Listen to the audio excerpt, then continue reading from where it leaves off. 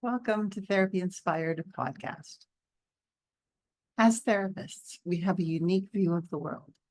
We hold a space for grief and trauma, and yet we also get to witness resilience and healing, all while being human ourselves.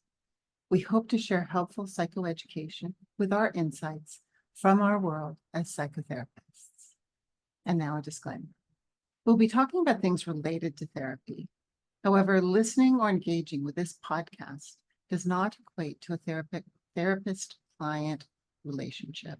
And while we may discuss insights from working with various clinical issues, we don't reference specific cases. Happy New Year, everyone. Welcome to Therapy Inspired. My name is Darby Crosby, and I own Crosby Counseling and Wellness. I offer counseling to individuals, couples, families throughout Ontario. I'm entirely virtual at this time. And I'm Kameela Osman. I'm a registered social worker and a psychotherapist. I have an office in Bowmanville where I see in-person clients, and I see clients virtually throughout Ontario as well. In this episode, we're going to explore and lean into the new year, embracing it with authenticity, resilience, and achievable goals. Today, we're going to hope to share some information with you so you can start 2025 with clarity and realistic steps to support your mental health. So, what is resilience? Resilience is defined as learning, adapting, growing through challenges. So, it highlights the importance of overcoming setbacks that you've experienced before and using the learning that we got from that and moving forward. And we're bringing up resilience because we were talking about this earlier. When we get into the new year and we're setting all of these goals, we can forget that it has to have some room for it's not always going to go smooth. What do we do when we hit challenges? And this is where this idea of resilience come in. And you might even be feeling low. Postseason bills are coming in from last year that maybe you didn't achieve those goals from last year. And so what I would suggest is, do some journaling, do some reflecting on that last year as you build resilience and transform it into something that's usable for this year. So a few prompts that you might be able to use in terms of reflecting or journaling, and you can write it down if you're called to it and you have that time, or you can process it in your own thoughts. But to ask yourself, what was a significant challenge you faced last year? What strengths did you discover within yourself in that time? How did you carry those lessons, or how can you carry those lessons into this year? Also, what are your intentions or focus? Whether that's, if you want to chunk it into month to month, what's my intentions or focus this month, or any overarching intentions or focus for the year? And again, in order to build resilience, that was a tough word, we can do a few things to sort of set the stage for ourselves, such as doing a gratitude journal daily, or thinking about the small moments that went well or that you learned something from. One of the things that we can also do is to create a mantra that sort of reinforces what we're trying to achieve. Something like, I am capable of handling challenges and growing throughout them. We also want to really identify our support system, because we need support systems on lots of different levels. Sometimes we need support systems because we're a mother and we need somebody else to be able to sort of help us understand what's sort of going on. Or professionally, we need, support systems to be able to help us as well. And once we develop and identify those, we can sort of lean into those connections to get the support that we need. And for some people, they find guided visualization exercise is really, really helpful. So you can do them in order to create calmness and groundedness, or you can even do them to create confidence and to make sure that you are doing all the things that you need to do. So they can be very, very helpful. There are lots of guided visualizations on the internet, and it helps you because you can picture each step that you need to do in order to do the next thing. So that can be very helpful.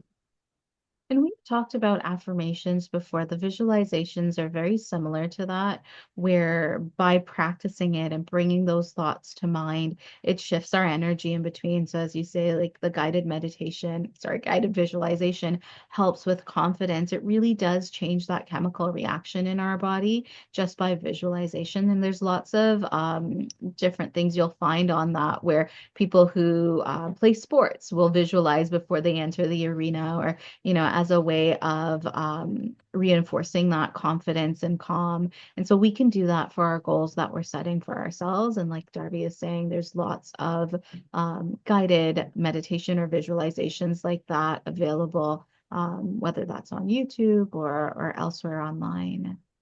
One of the other pieces, when we're looking at setting goals or moving into a new year, is to make sure that your goals are your own, making sure that they're authentic to you. So it's about you, and it's not about trying to become someone who's, a new version of you. Sometimes we hear that at the beginning of every year, new you, or new year, new you, but it really is just about being yourself, making sure those goals align with your values and what you want, what actually matter to you. Sometimes we can get lost in societal expectations when we're goal setting. My mom or dad or family members say I should be looking at a career change. Do you want a career change? Are you happy where you're at? Do you want to, have some of those goals for yourself? Whether that's, a very popular one I hear is like home buying.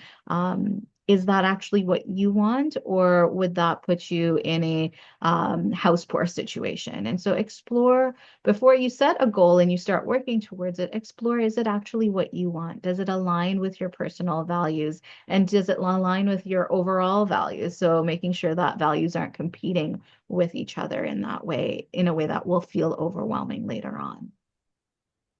And we do have to set goals, and everybody's going to set goals differently. There is a theory called SMART goals, which means very specific, measurable, achievable, relevant, and time bound.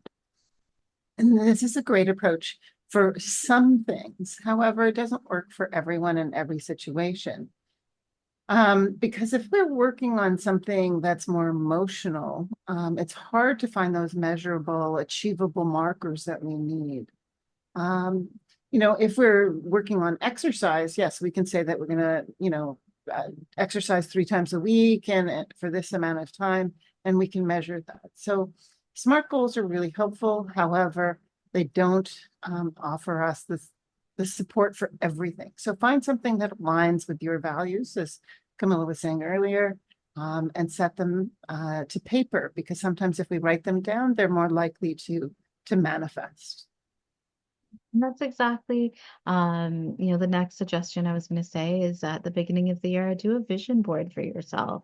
That visual representation of what you're working for can reinforce that idea of intention. And as I said, when we're able to visualize what we're working towards, it aligns our body chemistry towards that. We're going to feel more called in that way, to ensure our actions follow through with that visualization, pulling us closer to that goals. And so even as you use the word manifest, Darby, sometimes that word can be attached to woo science or something that's not accurate, but there is a real science behind that, that when we have those thoughts, when we, put that image in front of us, we're feeling motivated. We're going to feel more, reminded of the goal. And so our actions will align better with it than if we're not mindful of that goal. And so a vision board can be pictures of what are your goals for this year. It can be words of what are your goals for this year. What are the things that you hope to bring and attract into your life? And like I said, there's some real powerful background to that. It's not just a frivolous activity. It can be about intentionality and solid goal setting. With that, you may want to consider some accountability strategy. Is there a partner you want to let in on? And I don't mean an intimate partner, but just someone that can check in on progress with you, that will remind you that these are the commitments you made to yourself this year. So you can share some of those goals with a trusted friend or support group. There's lots of habit tracking apps to stay organized that may make sure that you're, whether it's SMART goals or just following through on intentions. One of the ones I often recommend more so to clients who are struggling with Finch, sorry, the app is Finch, struggling with ADHD. I've actually learned this from clients that there's an app called Finch, and it's kind of like if you've ever seen a Tamagotchi or what was it, a Gigapet, where you're keeping the little creature alive. This is not a plug for that, but that's just one of those habit tracking apps that I know of that people have found particularly helpful. I'm sure there's a bunch of others just like that that do a similar thing. So explore what works for you. We also have to sort of look at what's going on and break that sort of idea, that mindset that we have to do all of it, all or nothing. And in previous episodes, like in episode 4, we talked about perfectionism. Episode 5, we talked all about the distorted thinking and all the sort of mind traps we can get into, such as all or nothing mindset. And so what we want to sort of look at is how can we set these goals and be kind to ourselves while we're working towards achieving them. We want to be able to, if we miss one workout, we need to be compassionate with ourselves and say, okay, tomorrow and the next day, we're going to sort of move forward regardless if I missed it today. And sometimes, to be honest, you need that ice cream. Like it's a bad day, you need the ice cream or whatever it is. So I think we do have to be generally kind to ourselves. And, if we look at our sort of challenges, we can certainly turn them around to become more positive, right? If we view a misstep as being a terrible thing, then we're not going to be able to have that motivation to go forward again. So it's a misstep. It's not a failure. We want to develop the concept of flexible consistency so that we can progress over time and work towards the goal, not sort of demand that we should be doing things. I often tell my clients they should themselves. I think that was a double should, but there you go. We also want to celebrate our small wins. Suggest, a journal or whatever so that you can record how you're doing, how you're making steps towards what you want. And celebrate even tiny little sort of steps is really, really important because it builds confidence and motivation. And I think that's where you were saying SMART goals can fall short sometimes because, feeling a bit better may not be measurable, but that counts as progress. Not falling into the thinking trap that you're used to falling into, that counts as progress. And so journaling, reflecting on those small moments of progress, that's a win, and acknowledging it helps with the mindfulness. It helps us to remember those things. And I would highly, as kind of reflect on these strategies, Darby, it brings me back to our episode on motivation. And so I think a lot of